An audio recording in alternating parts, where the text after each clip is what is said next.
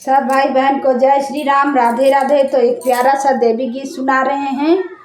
नवरात्रि आ रहा तो भाई बहन सपोर्ट करें, बहुत प्यारा देवी गीत है। मेरा गीत कैसा लगा आप लोग कमेंट में बताएं और ज़्यादा से ज़्यादा सब्सक्राइब करें, सपोर्ट मिलेगा। जय श्री राम, जय माता की। डोली चढ़ी आई मैया हमारी दुवरिया हो, नजरिया भर के ना हो, नजरिया भर के नाय। सेवका करईदार सनवा हो, नजरिया भर के नाय। सेवका करईदार सनवा हो, नजरिया भर के नाय।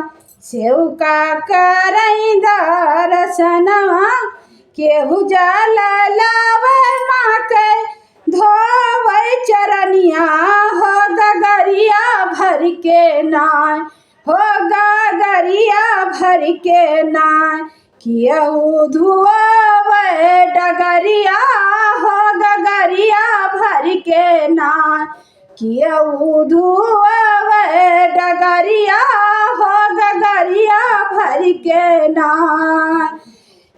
केहू लावे बिया लायर किया चमियला हो, चमेलिया भर के नाय हो, मैया हो चमेलिया, मैया हो डलरिया भर के नाय।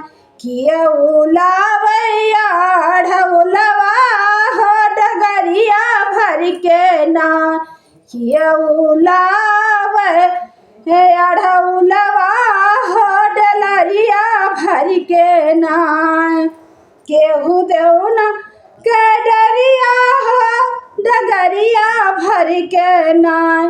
मैया मोरिया दुआरिया हो, नजरिया भर के नाय। केहू साटै से नूरार मांगी काई टिकवा हो, चुनरिया लैके नाय। केहू कलशा सजावई हो, डगरिया धई के नाय। मैया मोरिया दुआरिया हो, चुनरिया ओढ़ के नाय। डोली चढ़ी आई मैया हमारे दुआरिया हो, डगरिया धई के नाय।